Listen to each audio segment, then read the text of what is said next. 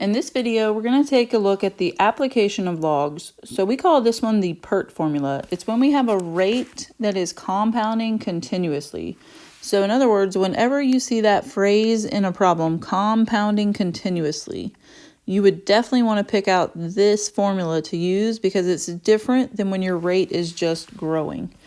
So let's label the variables. P is our initial or principal amount, just like it has been in the past with some other formulas we've looked at. So it's your initial or your principal amount. E is just the button in your calculator, so we don't have to worry about that. And then R is your rate. And you want to put that as a decimal so you can type it in the calculator. Remember, that's always important. And T is your time. And A is your final amount. Now keep in mind with formulas, sometimes they like to try to be tricky and put different letters in the place of the A or the P, but they mean the same thing because your final amount is over there on the left. Your initial amount comes first. You've got E, and then in your exponent, you should always have rate times time. So that setup stays the same, even if they call it like Y equals, that would mean the same thing. Okay. So for example 1, if you invested $100 into an account earning an interest rate of 8% compounded continuously, how long will it take for the investment to be $250? All right, so we're going to set up our formula. A equals PE to the RT power. If we invested $100, so that's our principal investment, E you can always put because it's just in your calculator. An interest rate of 8%, remember that's 0.08 as a decimal. You can move your decimal 2 places to the left when it's a percent and you need a decimal. Or divide it by 100 is another way to do it. So we got rate is 0.08. And they said, how long will it take? So we need to find the time for the investment to become $250. So what we're going to do is use what we know about exponential and logs to solve this problem. So to start out, we need to divide by 100 because you want to get the E to the 0.08t by itself. Let me highlight that. So we want to get this part by itself. So divide both sides by 100.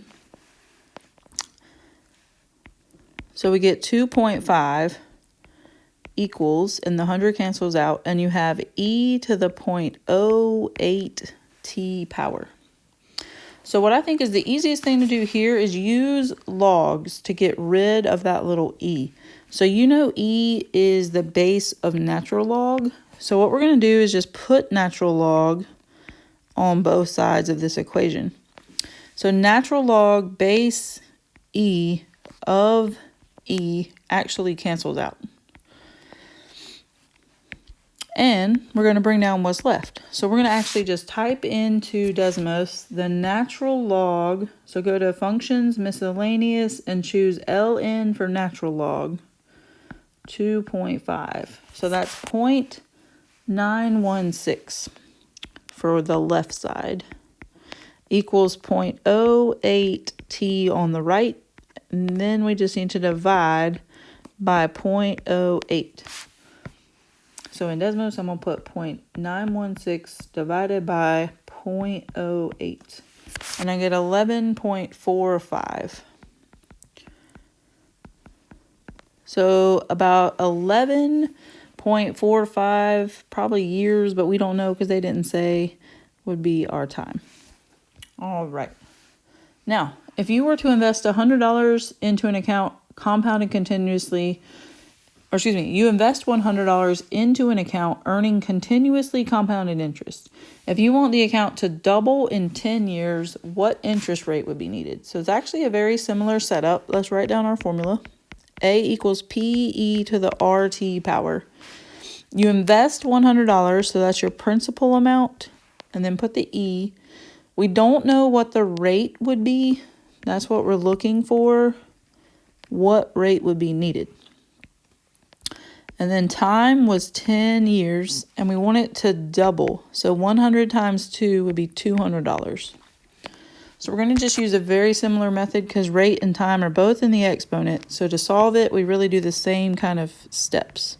So let's just divide both sides by 100 to get that little e and its exponent by itself first. So we get 2 equals e to the r times 10 power. And then you want to get rid of e. To get rid of e, you basically have to take natural log of both sides, and it helps e cancel out. So we're going to take natural log of 2 on the left. So hit functions, miscellaneous, and then ln is in that first column, and 2. So it's 0.693 for the value of natural log of 2. So 0.693 equals r times 10. And then let's just divide by 10. So we can just come over here and say 0.693 divided by 10 gives me 0.0693. So the rate is 0.0693, or we can move our decimal over and say that that would be 6.93%. All right.